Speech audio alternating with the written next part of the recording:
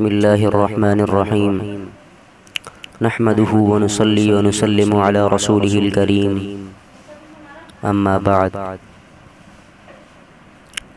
آج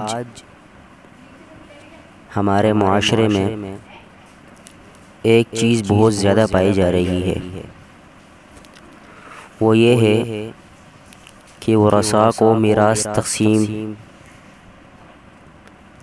کرنے کے علاوہ انہیں حصہ نہیں ملتا۔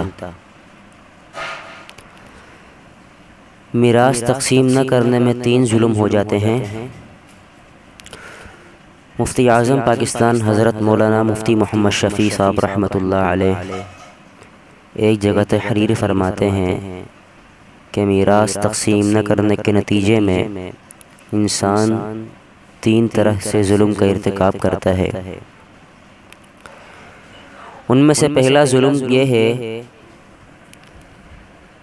کہ یہ مال میراث اللہ تعالیٰ کی طرف سے بندے کے لیے ایک انعام ہوتا ہے جو پسماندگان کو بلا مشقت اور بغیر محنت کے حاصل ہو جاتا ہے۔ لہٰذا یہ مال اللہ تعالیٰ کی طرف سے شاہی تحفہ ہے، تو پسماندگان پر یہ فرض تھا کہ اس شاہی انعام کو اس کے حقداروں تک پہنچاتے۔ جب انہوں نے حق نہیں پہنچایا اور غصب کر کر بیٹھ گئے اور اس میں تصرف شروع کر دیا تو انہوں نے اس انعام میں خیانت کی، اور یہ خیانت ظلم عظیم ہے۔ ایک ظلم تو یہ ہوا کہ ورثاء کو ان کا حق نہیں دیا، انہیں اللہ تعالیٰ کے اس شاہی تحفے سے محروم رکھا۔ جو اس کا حق تھا وہ اسے نہیں ملا۔ دوسرا ظلم یہ ہے کہ یہ مال میراث ہمارے بھائی کا حق تھا یا ہماری بہن کا حق تھا، جو ہم نے مار لیا، ہم نے اس کو دبا لیا، ہم اس کو کھا گئے، اس لیے کہ جب ماں باپ کا انتقال ہو جاتا ہے تو سارے بہن بھائی باپ کے مال میں شریک ہو جاتے ہیں، اور مرنے والے کی بیوی بھی اس میں حصہ دار بن جاتی ہے، اور جب ہم وہ مال دبا کر بیٹھ گئے تو ان کا حق ہم نے مار لیا ہوتا ہے۔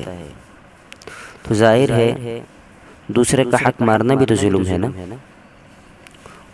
اور جیسے دوسرے کی زمین چھین لینا، یا کسی کے پیسے وغیرہ، یا کسی کا کوئی ناجائز طریقے سے کسی کا حق لے لینا، اسی طرح کسی کا حصہ میراث غصب کر لینا اور حقدار کو نہ پہنچانا، یہ بھی ظلم ہے۔